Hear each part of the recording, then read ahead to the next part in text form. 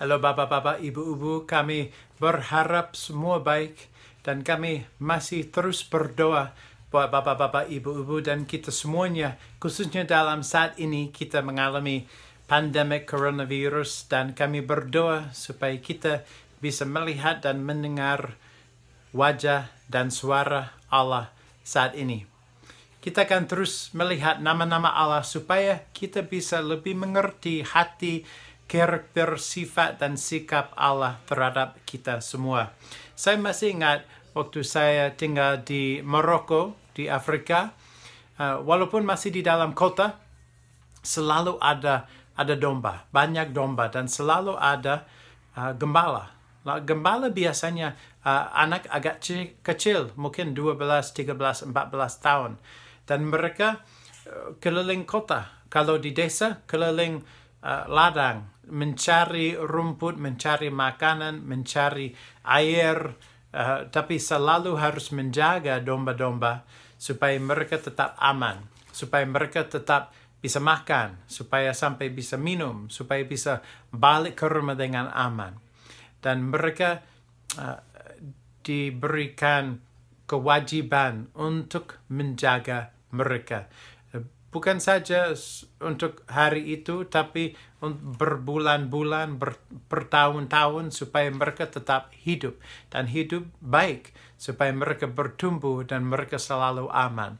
Lalu nama yang kita lihat bagi Allah pada hari ini mirip dengan gambar gembala itu. Itu Jehovah Rah, yang berarti Allah adalah gembalaku. Nah, karena dia adalah gembalaku, kita harus mengerti gambar gembala. Karena bagi saya sebagai orang barat, saya jarang sekali melihat domba. Saya jarang sekali melihat gembala.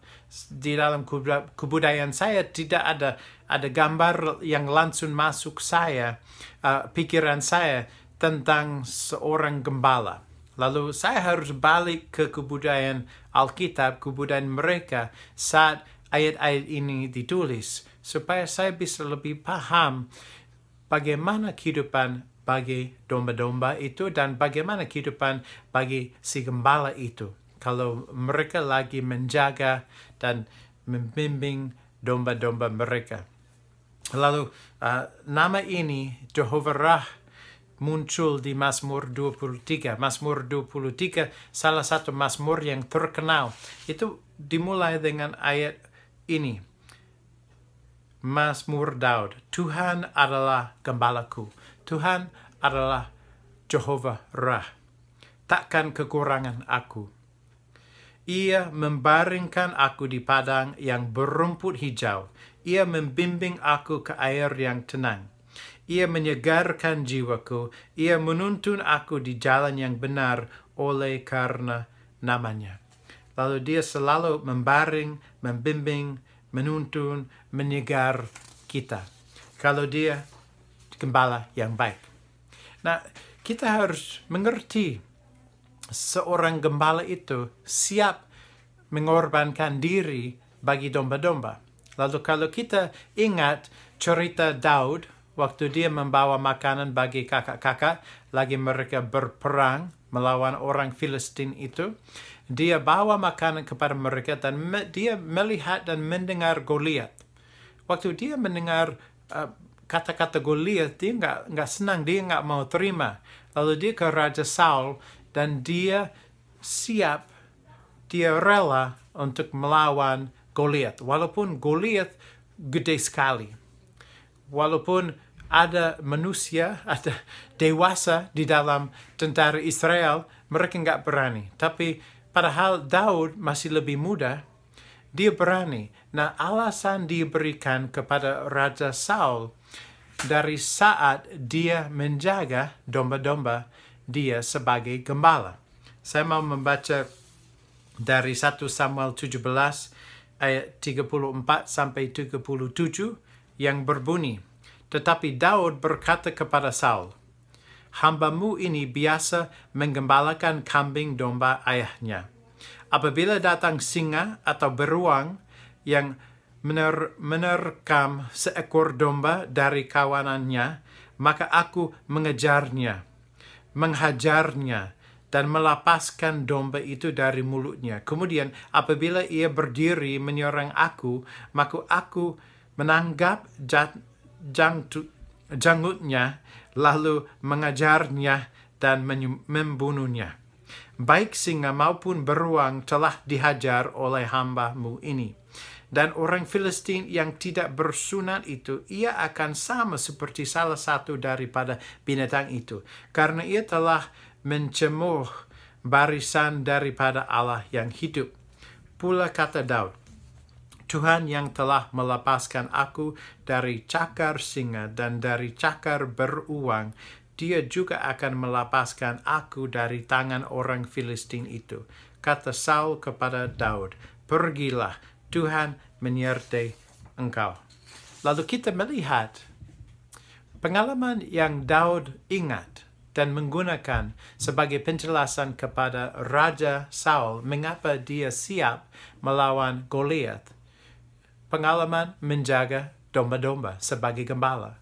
Walaupun ada singa, walaupun ada beruang, walaupun mereka sudah mengambil domba, dia mengajar mereka, dia pukul mereka, dia pegang bulu-bulu mereka, dan dia terus menyerang sampai dia membunuh mereka.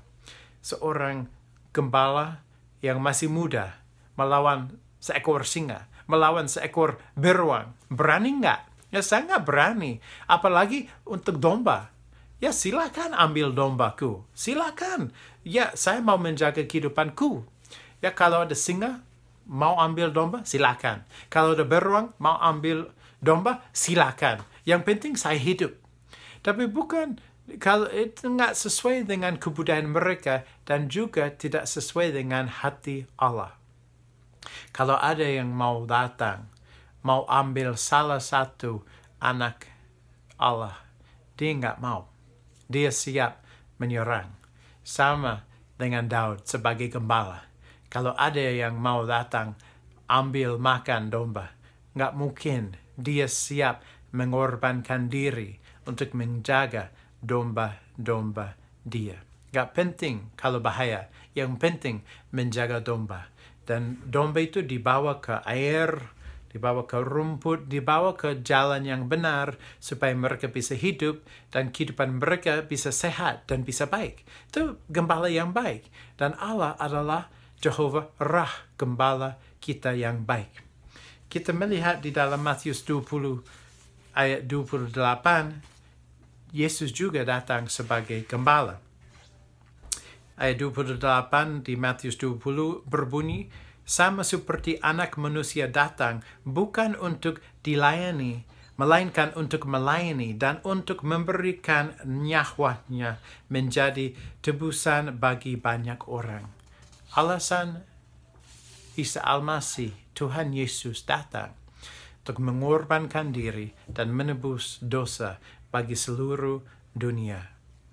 Dia siap mengorbankan diri karena dia adalah gembala yang baik. Karena sering sekali kalau kita kurang familiar dengan domba nggak begitu pandai, nggak begitu tahu jalan yang baik, jalan yang bahaya. Sebenarnya pernah terjadi seekor domba makan, melangkah, padahal di gunung, padahal bahaya. Nah, melangkah, sampai jatuh dari gunung dan mati. Karena nggak begitu pandai. Itu sebabnya domba harus ada gembala. Tapi bukan gembala aja, gembala yang baik. Gembala yang selalu menjaga mereka. Dan kalau ada yang bahaya, gembala yang rela menjaga mereka dan mengorbankan diri kalau dibutuhkan. Itulah Allah kita. Karena kita sebagai domba sering sekali tidak tahu jalan. Saya masih ingat waktu kami tinggal di Indonesia dan kami mau pindah dari Jawa Barat ke Jawa Timur. Saya nggak tahu jalan, lalu saya membeli peta. Saya ada peta dan saya buka peta dan saya melihat, kota ini di Jawa Barat, kota ini di Jawa Timur. Saya melihat jalan, walaupun nggak begitu banyak tol dulu. Sepertinya agak jelas sedikit, tapi peta-peta di Amerika jauh lebih jelas. Lalu saya sedikit bingung. Ada dua dua bapak yang mereka membawa truk supaya bawa semua isi rumah di dalam truk, dan kami bawa kijang. Dan saya buka peta dan saya minta tolong, Pak, tolong tunjukkan jalan yang benar dari sini ke sana. Saya nggak begitu familiar. Waduh, mereka kaget sekali. Nggak pernah melihat peta. Saya kaget sekali. Kalau you nggak tahu peta, bagaimana you bisa ke sana? Oh, bisa, Pak. Kami tahu jalan. Tapi kalau tahu jalan, tolong tunjukkan jalan di peta ini. Waduh, Pak, kami nggak tahu bagaimana membaca peta. Hah, kenapa? Karena nggak pernah ada peta. Hah, kalau you ada tujuan, bagaimana you sampai sana?